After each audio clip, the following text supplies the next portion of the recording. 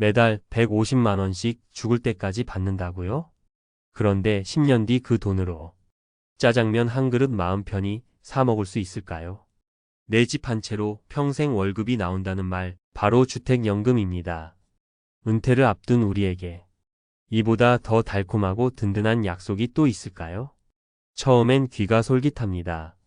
하지만 혹시 이런 생각해 보셨습니까? 지금 받는 150만 원과 10년, 20년 뒤에 150만 원은 완전히 다른 돈이라는 것을요.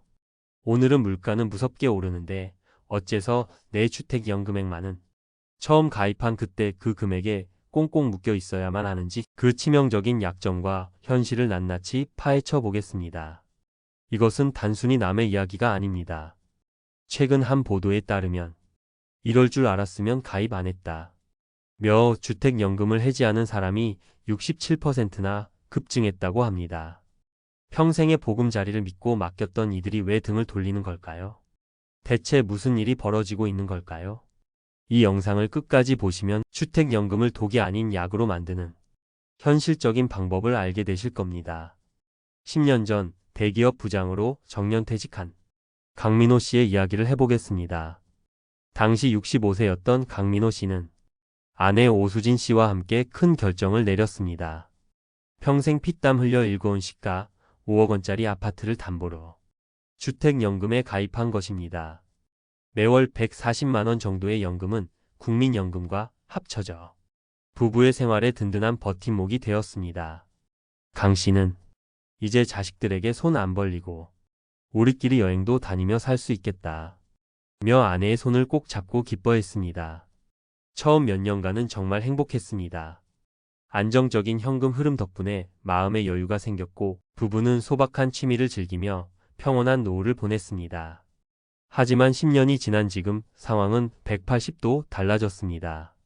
그 사이 강 씨의 아파트는 재개발 소문까지 돌며 9억 원까지 치솟았지만 통장에 들어오는 돈은 여전히 140만 원 남짓이었습니다. 부부가 즐겨 찾던 단골 칼국수 집은 가격을 2번이나 올렸고 아내가 좋아하는 커피숍의 라떼 한 잔 값도 부담스러워졌습니다. 명절에 손주들 용돈이라도 넉넉히 챙겨주려 하면 아내는 여보, 이번 달 생활비 빠듯해요 라며 조심스레 말끝을 흐렸습니다. 강 씨는 이게 아닌데 라는 생각에 가슴이 답답해지기 시작했습니다. 결정타는 아파트 경로당에서 터져 나왔습니다. 최근 비슷한 평수의 이웃집 김진석 씨가 주택연금에 가입했는데 월 250만 원 넘게 받는다는 소식을 듣게 된 것입니다. 강 씨는 애써 태어난 척 웃으며 축하해 주었지만 속은 까맣게 타들어갔습니다. 그날 밤 강 씨는 10년 만에 낡은 서류 봉투를 꺼내 들었습니다. 주택연금 약정서. 먼지가 쌓인 종이 위 숫자들은 10년 전의 희망을 비웃는 듯 차갑게 느껴졌습니다. 그의 머릿속은 복잡한 생각으로 가득 찼습니다. 고작 10년 먼저 가입했을 뿐인데 내가 대체 무슨 실수를 한 거지? 억울함과 후회에 밤잠을 설치기 시작했습니다. 해지하고 다시 가입할까? 희망의 끈을 놓지 않고 다음날 바로 주택연금 콜센터에 전화했지만 상담원의 기계적인 답변은 절망만 안겨주었습니다. 그동안 받은 원금 약 1억 7천만 원의 이자를 더하고 최초 가입 시 냈던 초기 보증료 750만 원, 즉 주택가격 5억의 1.5%는 고스란히 포기해야 한다는 것이었습니다. 총 2억 원에 가까운 목돈을 당장 어디서 구한단 말입니까? 강 씨는 수화기를 내려놓고 깊은 무력감에 빠졌습니다. 꼼짝없이 덫에 걸린 기분이었습니다. 많은 가입자들이 강민호 씨처럼 물가 상승률 정도는 당연히 반영해줘야 하는 것 아니냐 고 울분을 토합니다. 이에 대해 주택금융공사의 공식적인 입장은 단호하고 명확합니다.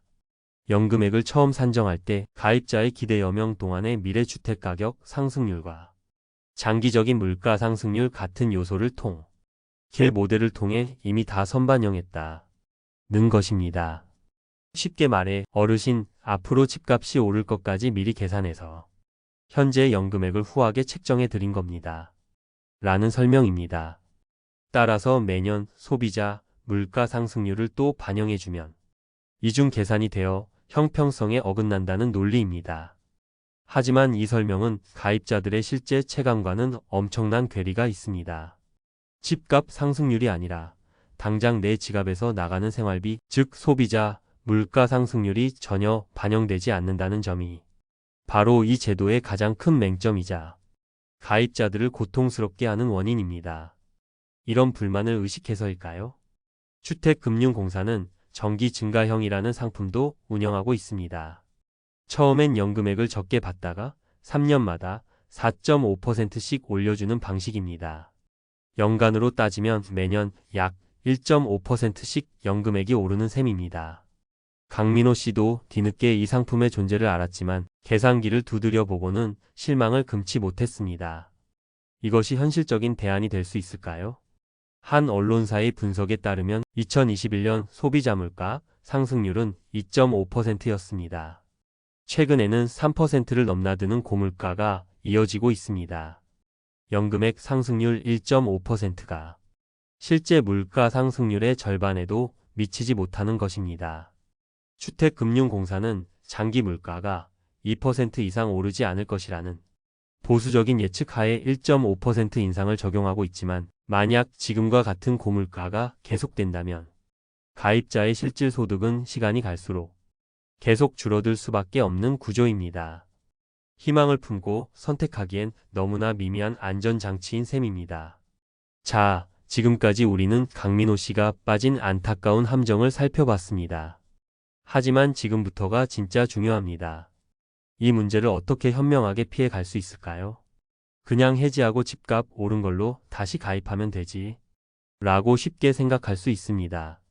실제로 앞서 말씀드린 것처럼 2020년 주택연금 해지 건수는 전년 대비 67%나 폭증했습니다. 강민호 씨처럼 후회하는 사람이 그만큼 많다는 뜻입니다.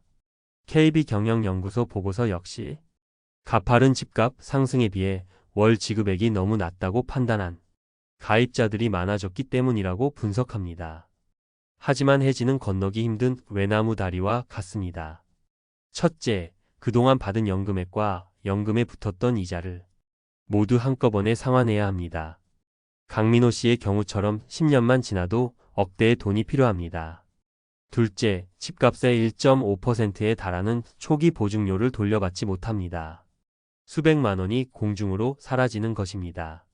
가장 치명적인 것은 한번 해지하면 동일한 주택으로는 3년간 재가입이 불가능하다는 족쇄가 채워진다는 점입니다. 그 사이에 집값이 더 올라 공시가격 12억 원을 초과해버리면 영영주택연금에 가입할 자격 자체가 박탈될 수 있습니다. 홧김에 해지했다가 더 큰 후회를 낳을 수 있는 위험한 선택입니다. 여러분이라면 이 상황에서 어떤 선택을 하셨을 것 같나요? 실패하지 않는 주택연금 활용 전략, 지금부터 이것만은 반드시 가슴에 새기십시오. 첫째, 주택연금을 유일한 노후 자산으로 생각하는 관점부터 바꾸십시오. 주택연금은 물가 상승을 방어하는 데 매우 취약한 구조입니다. 따라서 국민연금, 개인연금, IRP 등 다른 현금 흐름과 함께 노후 자금 포트폴리오의 한 축으로 특히 고정적인 주거비와 기본 생활비를 해결하는 역할로 한정해서 활용하는 지혜가 필요합니다. 둘째, 가입 시점을 신중하게, 아주 신중하게 선택하십시오. 주택연금은 가입 시점의 주택가격으로 평생연금액이 고정되는 평생계약입니다. 따라서 많은 전문가들은 가능한 주택가격이 정점, 즉 상투라고 판단될 때 가입하는 것이 가장 유리하다고 조언합니다. 집값이 계속 오를 것 같다는 기대감이 있다면 가입을 서두르지 않는 것이 현명합니다. 셋째, 정기 증가형을 진지하게 고려하되 그 한계를 명확히 인식하십시오. 만약 가입 시 다른 소득이 충분하고 장기적인 물가 상승이 더 큰 위협이라고 판단된다면 초기 금액이 적더라도 정기 증가형이 훌륭한 대안이 될 수 있습니다. 다만 이 역시 실제 물가 상승률에는 미치지 못할 수 있다는 점을 분명히 알고 최선이 아닌 차선책으로 선택해야 합니다. 넷째, 해지는 최후의 보루입니다. 절대로 감정적으로 결정하지 마십시오. 재가입이 어렵고 금전적 손실이 막대하다는 점을 명심해야 합니다. 단순히 옆집은 더 받는다더라는 말에 흔들리지 말고 나의 전체적인 재정 상황과 앞으로의 건강, 생활 계획을 냉정하게 점검하는 것이 우선입니다. 해지는 건너면 돌아오기 힘든 다리입니다. 물가 상승률을 따라가지 못하는 현재의 주택연금 제도는 분명 심각한 한계가 있고 강민호 씨와 같은 가입자들의 불만은 정당합니다. 정부와 주택금융공사의 제도 개선이 시급한 것은 두말할 나위 없는 사실입니다. 하지만 원망만 하고 제도가 바뀌기만 기다릴 수는 없습니다. 주택연금은 가입만 하면 끝나는 단순한 저축이 아니라 내 노후 전체를 조망하며 전략적으로 접근해야 하는 복잡하고 중요한 금융 상품입니다. 오늘 알려드린 내용들을 바탕으로 제도의 장점과 치명적 약점을 정확히 이해하고 나에게 가장 유리한 시점과 방법을 선택하십시오. 지식은 우리가 가진 유일하고 가장 강력한 무기입니다. 그렇게 현명하고 똑똑한 가입자가 될 때 비로소 주택연금은 훗날 후회의 눈물이 아닌 든든한 노후의 버팀목이 되어줄 것입니다. 오늘 내용이 여러분의 안정된 노후 설계에 작은 등불이 되었기를 바랍니다. 영상이 도움이 되셨다면 구독과 좋아요, 알림 설정으로 저희 채널을 응원해 주십시오. 또한 비슷한 고민을 하고 계신 분들이 있다면 댓글로 여러분의 소중한 생각을 나눠주세요. 함께 지혜를 모을 때 더 나은 길을 찾을 수 있습니다. 감사합니다.